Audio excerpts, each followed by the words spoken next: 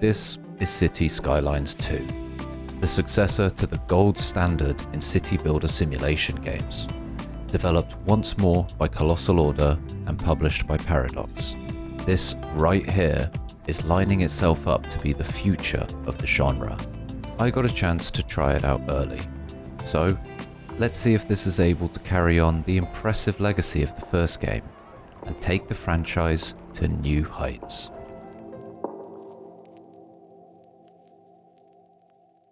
Let's start with the key differences between this and the first game. Colossal Order have ditched the graphical style from the original and are opting for a more realistic approach. On top of that, everything's been dialed up. The level of detail and graphical fidelity is a noticeable step up. Various systems have seen a big upgrade, like road building. I know how much you guys love roads. The maps are bigger, your populations can reach even greater heights, and there are loads of new challenges to sink your teeth into. You'll start off by selecting a starting location for your city, and each has differences in resources, climate, weather, style, and geographical features. I opted for a coastal town. Not for any strategic benefit, I just like living by the sea. As any player of any city builder game ever would expect, there are a lot of systems and mechanics at play here. The game does a good job of walking you through the basics with a series of tutorial lessons, from placing roads to powering your city. The first thing I noticed was the upgrades to the road building. It felt excellent. Everything snapped in the right spot. The angle interface and guidelines made planning roads feel like child's play. I could build lovely, curvy, sweeping roads with 2 clicks of my mouse. Now, this is the part where fans of the first game will expect to see a perfect city blueprint laid down with meticulously planned multi-tiered junctions, cloverleaf interchanges, and strategically placed roundabouts.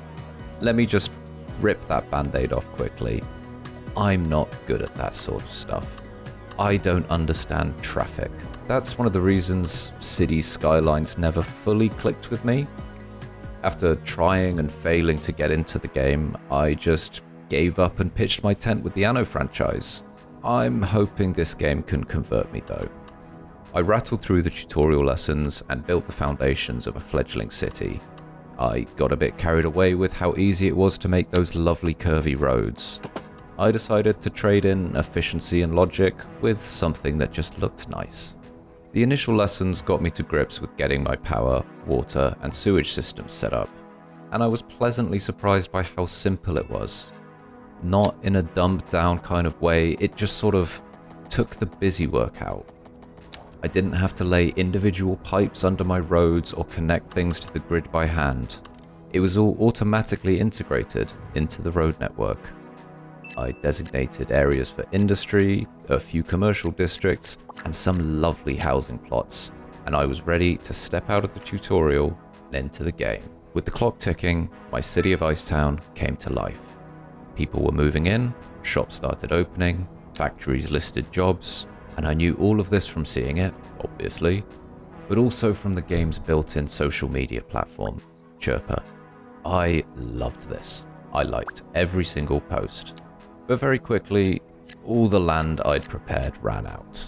My lovely curvy roads turned out to be a terrible idea, which meant I wasn't using any of the land efficiently. I needed to expand. My citizens wanted basic services. I spread out and built the amenities required. But doing so meant I had to get to grips with the game's terraforming tool, which felt a bit unforgiving at first. Once I got the hang of it, I was able to make nice, natural-feeling areas, turning them into little parks with foliage and walkways. As much as I wanted to keep trying to beautify things, everything was going wrong in the city. In an effort to be an efficient city planner, I threw down roads quickly and haphazardly. My reckless placement would condemn buildings and destroy pre-planned zones. While I was trying to clean up that mess, my residents kept wanting more. They needed places to work in. The factories needed raw materials. I'd unlocked farming and then decided to designate some land to that. The requests and problems were coming in hot, and they just kept piling up. Commuters wanted bus lines, so I built them. and I failed. Drivers were complaining about the parking, so I built car parks. No one used them. The water source got polluted. My citizens were drinking sewage. People were dying and no ambulances were picking them up because every single road and highway was backed up with traffic. What started out as a calm, enjoyable experience was stressing me out. Chirpa was blowing up. Everyone had an opinion about how terrible this city was, how useless I am, how their entire existence had been a disaster. But they weren't wrong. Somehow, this relaxing, slow-paced city builder was really getting to me. So I decided to do the sensible thing and take a break. I came back a bit later and decided on a different approach. I wasn't going to rush to fix things. I'd be more methodical. Look at the problems and actually think about them. One glaring issue I had was traffic. My quick solution was to build more lanes. More lanes means more cars, means less traffic, right? Yeah, that did not work at all. I looked at where the jams were being caused and why. I built alternate routes, slip roads, joined busy areas to an additional highway. A City Skylines player will surely scoff at this primitive attempt, but it worked. I'd solved this puzzle, and it felt good. Residents were complaining about the noise, so I built a pedestrianised area with shops on the waterfront and terraced houses. I was playing slower, and I was thinking about what I was doing. I built parks for the families, playgrounds for the children, and safe havens away from the hustle and bustle.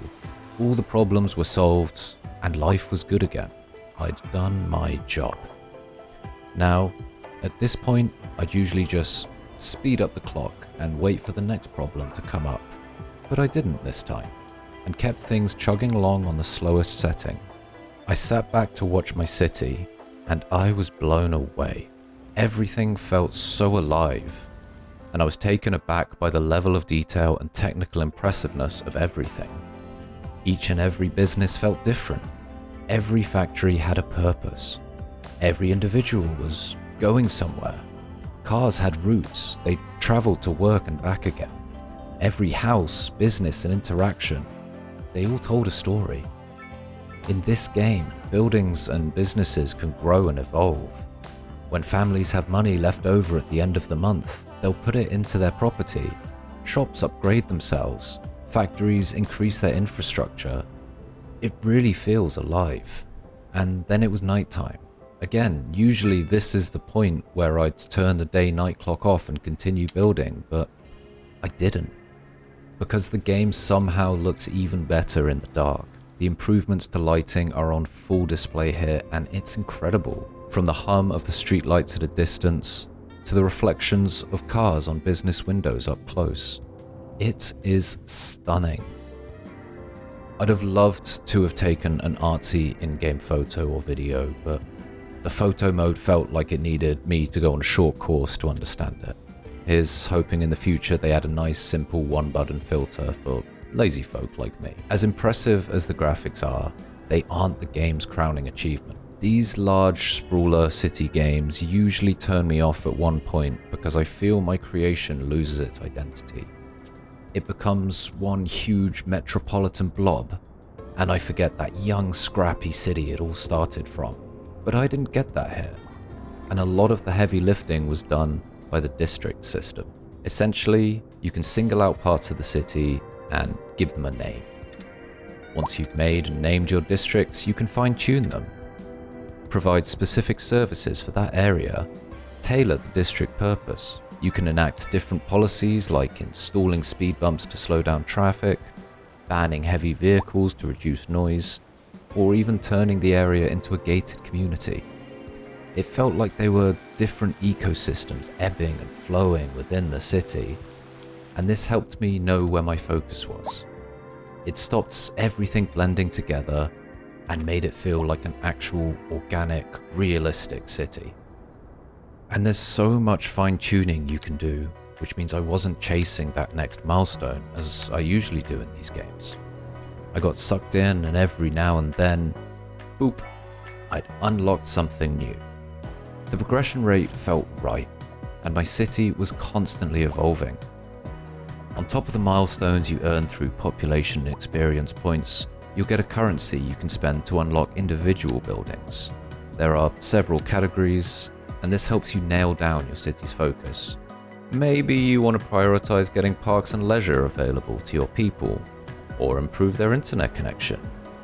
You could rush getting a harbour to bring tourists in and cargo out, or you try and beeline nuclear power like I did, then realize a fission reactor is like really expensive.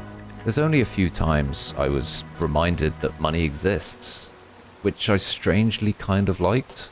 I'm used to Anno, which is a constant tango of trying not to go bankrupt. But here, I was spending a lot more every month compared to what I was bringing in. But the milestone unlocks keep steady chunks of cash coming in, and I could take out a loan if I needed more. I'd have thought that this would have made things feel a bit less weighty, but honestly, it just took the pressure off. It didn't remove the sense of achievement either. When Icetown finally started turning a profit, it felt incredibly gratifying. I felt accomplished. Going into the game, I didn't know what to expect. I wanted to like it, but I was worried that, just like the first game, I wouldn't get drawn in. But this was different. This clicked. I absolutely loved playing it. It felt grand in scale, but not overwhelming.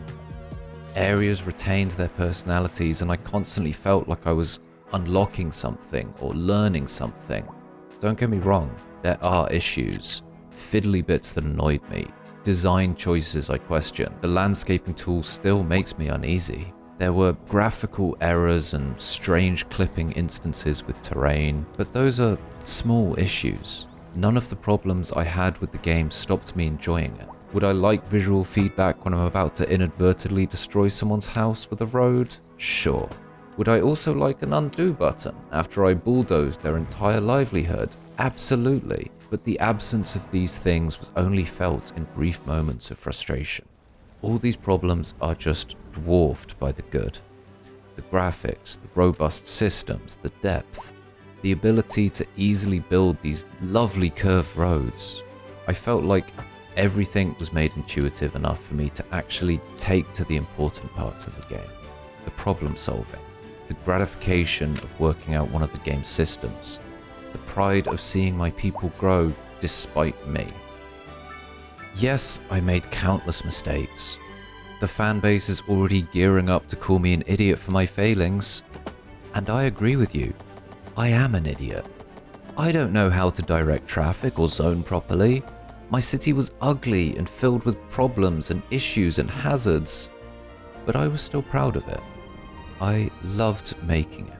I had an excellent time with City Skylines 2. Would I recommend it? Absolutely, 100%. For fans of city builders, for fans of logistical problem solving, or for anyone who just really likes roundabouts. It simply feels good to play, and the hours just melted away. This is coming from someone outside of the game's usual player base, someone who's tried again and again to get into the first game. With this, I was an easy convert. For the foreseeable future, I'll be waving goodbye to Anno and diving into this as my city builder of choice. The future's bright too. Knowing Paradox, there's going to be a boatload of content and DLC on its way. Come to think of it, moving to Team City Skylines is really going to cost me a lot of money, isn't it? I might need you to like and subscribe to help soften that blow. I'd really appreciate that.